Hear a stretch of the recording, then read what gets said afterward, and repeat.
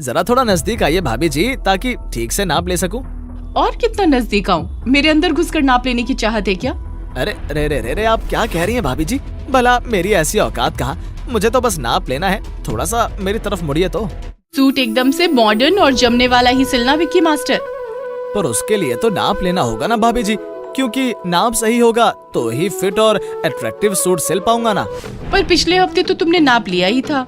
वो तो बहुत पुराना हो गया भाभी जी, नया नाप लेकर तो देखना ही पड़ेगा कि नाप कुछ घट बढ़ तो नहीं गया। अगर नाप देने का मूड नहीं है तो मत दो, पर फिर कहना मत कि सूट खराब कर दिया। अगर ऐसी बात है तो ले लो नया नाप, बट सूट एकदम से फिट एंड फाइन हो, समझे? नैन्सी के ये कहते ही विक्की मास्टर की तो जैसे लॉटरी लग जाती है। वो इंची टेप उठाकर नैन्सी का नाप लेने लगता है। वाह, क्या मस्त फिगर है। क्या सोच रहे हो विक्की मास्टर? कुछ नहीं भाभी जी, बस आप पहले से थोड़ी दुबली हो गई हैं, इसीलिए खान पान पर थोड़ा ज्यादा ध्यान दीजिए। मेरी बॉडी हेल्थ की छोड़ो, बस तुम अपना नाप लो, समझे? हाँ हाँ, वही कर रहा हूँ, आप नाराज मत होइए प्लीज। विक्की टेलर एक नंबर का बदमाश आदमी था। वो लेडीज कपड़ों की सिलाई करने के बहाने औरतों की नाप लेता और आधे घंटे से भी ज्यादा का समय नाप लेने में लगा देता। फिर बाद में जैसे ही कोई औरत नाप देकर चली जाती, वो उसके ख्यालों में डूब जाता। ओहो, क्या फिगर था भाभी जी का, एकदम से मस्त। तू तो बड़ा लकी है बे विक्की मास्टर, हर रोज नए नए फिगर देखने को मिल जाते हैं। हे भगवान, मुझे हर जन्म में दर्जी ही बनाकर रखियो। नैन्सी गायत्री की मंझली बहू थी। उसकी सबसे छोटी बहू का नाम रूपा था और सबसे बड़ी बहू का नाम रचना था। उसकी दोनों छोटी बहुएं नैन्सी और रूपा मॉडर्न थी, जबकि सबसे बड़ी बहू रचना बहुत ही संस्कारी बहू थी। एक दिन रचना गायत्री के लिए चाय लेकर आती है। पाँव लागू माँ जी। जीती रहो बेटी, भगवान तुझे सदा सुखी रखे। ये कहकर गायत्री जैसे ही चाय पीने लगती है, उसकी दोनों मॉडर्न बहुएं रूपा और नैन्सी आ जाती हैं। वो दोनों नए डिजाइनर सूट सलवार में खूब जच रही थी। अरे वाह बहू, सूट सलवार तो बड़े ही खूबसूरत सिलवाए हैं, जरूर विक्की मास्टर से सिलवाए होंगे। जी mummy ji, Vicky master, I mean Vicky दर्जी से ही सिलवाए हैं। इस शहर में विक्की मास्टर के अलावा है भी कौन दर्जी जो हमारी मनपसंद के सूट सिल सके। गायत्री की ये दोनों बहुएं हमेशा नए नए फैशन के कपड़े पहनती थी और विक्की दर्जी के गुण गाती रहती थी। नए नए डिजाइन और फैशन के कपड़े सिलवाने के चाव में वे विक्की मास्टर की बदमाशी को हमेशा नजरअंदाज कर देती थी और हर तीसरे दिन उसे नाप देने के लिए तैयार हो जाती थी। जरा थोड़ा नजदीक आइए भाभी जी, ताकि ठीक से नाप ले सकूं। और कितना नजदीक आऊं? मेरे अंदर घुसकर नाप लेने की चाहत है क्या? अरे रे रे रे रे, आप क्या कह रही हैं भाभी जी? भला मेरी ऐसी औकात कहाँ?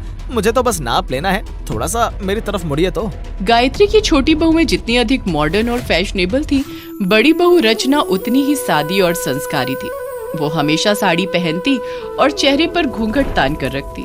इसीलिए एक दिन गायत्री ने कहा, रचना बेटी, तुम क्यों गए जमाने में जी रही हो? हमेशा साड़ी और घूंघट में परेशान हो जाती होगी। तुम भी एक दो सूट सलवार सिलवा लो। मैं ऐसे ही ठीक हूँ माँ जी। अरे कैसे ठीक है? छोटी बहुओं को देख, रोज कैसे नए नए डिजाइन के सूट पहनती हैं। फिर तू क्यों ना पहने? हाँ, तू क्या बहू नहीं है? गायत्री के कहने पर रचना सूट सलवार सिलवाने के लिए राजी हो जाती है और फिर गायत्री अपने बेटे सौरभ से कहती है, बेटा सौरभ, ऑफिस जाते समय बहू को अपने साथ ले जाना और इसे 2-4 सूट का बढ़िया सा कपड़ा दिलाकर विक्की दर्जी की दुकान पर छोड़ते जाना। ठीक है माँ। गायत्री के कहने पर सौरभ रचना को अपने साथ बाजार ले जाता है और उसे सूट सिलाने के लिए कपड़ा दिलाकर विक्की दर्जी की दुकान पर छोड़ देता है। कहिए क्या सिलवाना है? मुझे 2 सूट सिलवाने हैं। तो फिर आगे आइए प्लीज, मैं आपका नाप तो ले लूं।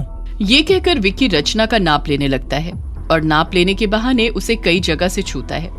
फिगर तो इसका भी बड़ा कमाल का है, इसकी पतली कमरिया तो गजब ढा रही है।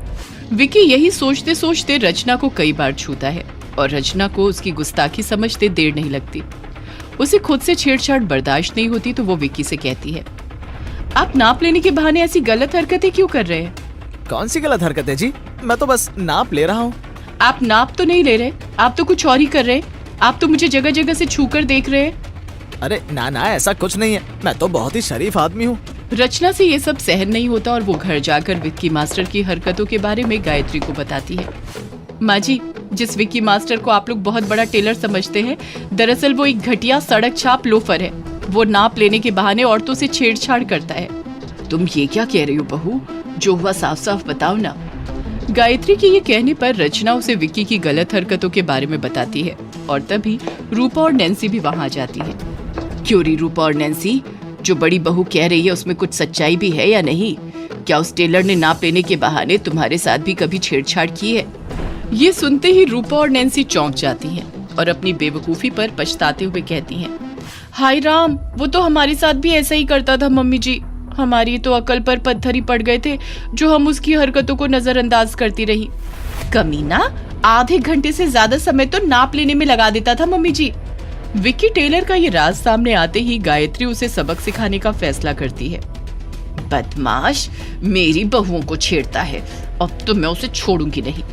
गायत्री अपनी बहुओं को साथ लेकर उसी समय महिला थाने जाती है और महिला पुलिस अधिकारी को सब सच बता देती है। महिला पुलिस अधिकारी को जैसे ही ये रिपोर्ट मिलती है, वो स्वयं ग्राहक बनकर विक्की दर्जी की दुकान पर पहुंच जाती है। मास्टर जी, सूट बिल्कुल सही नाप का होना चाहिए ताकि पहनने में फिट आ जाए।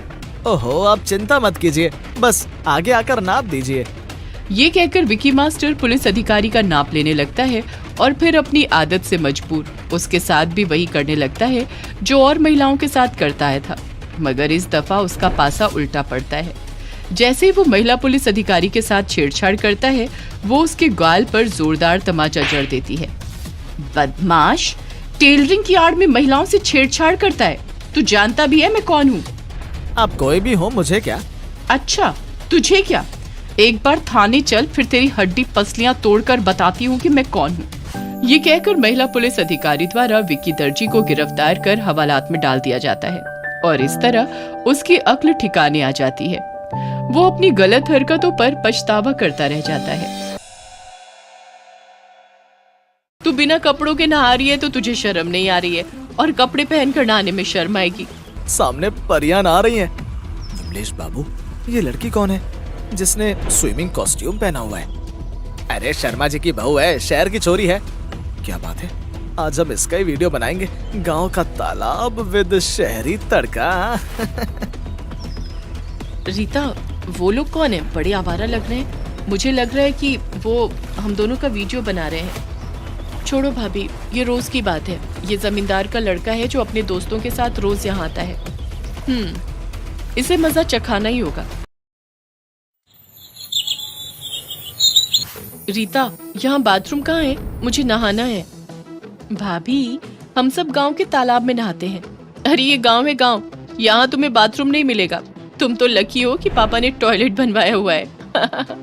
ओह माय गॉड, तालाब तो ओपन होता है, वहाँ कैसे नहा सकते हैं? तुम लोग को कोई दिक्कत नहीं होती?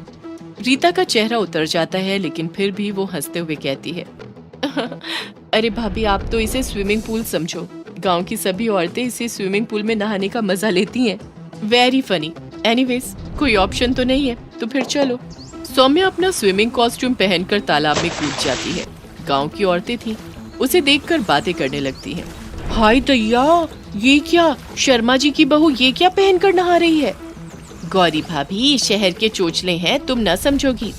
अरे भाई, नहाने के लिए कपड़े तो उतारने ही पड़ेंगे। तुम लोगों ने भी तो नहाने के लिए कपड़े उतारे हैं। हाय रीता, बहुत मजा आ रहा है। तालाब का पानी तो काफी फ्रेश लग रहा है। मुझे भी नहाना है भाभी, मैं भी आती हूँ। रीता नहाने की तैयारी करने लगती है और बाकी गांव की औरतों की तरह अपने शरीर पर एक कपड़ा बांध देती है। ये क्या, तेरे पास स्विमिंग कॉस्ट्यूम नहीं है? मेरे बैग में एक और कॉस्ट्यूम रखा है, तू उसे पहनकर आ जा। छी छी, मैं ये नहीं पहन सकती भाभी, मुझे तो बड़ी शर्म आएगी। कमाल है, तू बिना कपड़ों के नहा रही है तो तुझे शर्म नहीं आ रही है, और कपड़े पहनकर नहाने में शर्म आएगी। वाह वाह, तुम गांव वाले। ओके। जमींदार साहब का लड़का अपने दोस्तों के साथ बैठा हुआ गांव में नहाती हुई औरतों को देख रहा था। क्या बात है, लगता है हम लोग परिवेश में पहुंच गए। सामने परियां आ रही हैं। विमलेश बाबू, ये लड़की कौन है जिसने स्विमिंग कॉस्ट्यूम पहना हुआ है? अरे शर्मा जी की बहू है, शहर की छोरी है। क्या बात है, आज हम इसका ही वीडियो बनाएंगे। गांव का तालाब विद शहरी तड़का। रीता, वो लोग कौन है? बड़े आवारा लग रहे हैं। मुझे लग रहा है कि वो हम दोनों का वीडियो बना रहे हैं। छोड़ो भाभी, ये रोज की बात है। ये जमींदार का लड़का है जो अपने दोस्तों के साथ रोज यहाँ आता है। इसे मजा चखाना ही होगा। कल इसका नशा उतार लूंगी। अगले दिन सभी औरतें फिर नहाने के लिए तालाब पर जाती हैं। विमलेश पहले से ही अपने दोस्तों के साथ वहाँ बैठा हुआ था। मिस्टर, ये औरतों के नहाने की जगह है, यहाँ पर आपका कोई काम नहीं है। अरे भाभी जी, आप आराम से नहाइए, हम तो आपकी रखवाली के लिए यहाँ बैठे हैं, आपके लक्ष्मण। चलो भाभी चलते हैं, बेकार में किसी के मुंह मत लगो। देखिए कितनी समझदार है आपकी ननद, जानती है अगर इसने मुंह खोला तो आप सबके वीडियो यूट्यूब पर वायरल हो जाएंगे। रीता सौम्या को खींचती हुई वहां से ले जाती है। भाभी ये लोग बहुत खतरनाक है, इनसे मत उलझिए। आभा भाभी ने इनसे उलझने की हिम्मत की थी तो इन्होंने उनको बर्बाद कर दिया। मुझे सच सच बता क्या हुआ था? तो इतनी डरी हुई क्यों है? कोई ना कोई बात जरूर है। भाभी, हम गांव की औरतें जब भी यहाँ पर नहाने आते तो ये विमलेश और उसके दोस्त तरह तरह के भद्दे मजाक करते। आभा भाभी ने इसकी शिकायत मुखिया जी से कर दी। मुखिया जी, हम गांव की बहू बेटियां हैं। जमींदार साहब का बेटा महिलाओं के नहाने के तालाब के पास बैठकर भद्दे मजाक करता है। हमारा नहाना मुश्किल हो गया है। मुखिया जी ने पंचायत रखी, लेकिन अगले दिन जब मैं अपनी सहेलियों के साथ तालाब पर नहाने आई तो उन्होंने हम सबके कपड़े छुपा दिए। कपड़े ढूंढने के लिए जब हम पानी से बाहर आए तो इन्होंने हमारे एमएमएस बनाए और विमलेश ने मुझे धमकाते हुए कहा। देख रीता, कल पंचायत में जब मुखिया जी पूछेंगे कि तुम लोगों को हम लोगों के औरतों के नहाने के तालाब के पास बैठने में कोई परेशानी नहीं है तो ना कह देना, वरना ये सारे वीडियोस वायरल कर दूंगा, कहीं मुंह दिखाने लायक नहीं रहेगी। ठीक है, अब तो चिंता करने की कोई बात नहीं है। मैं आज शाम को ही इसकी व्यवस्था कर देती हूँ।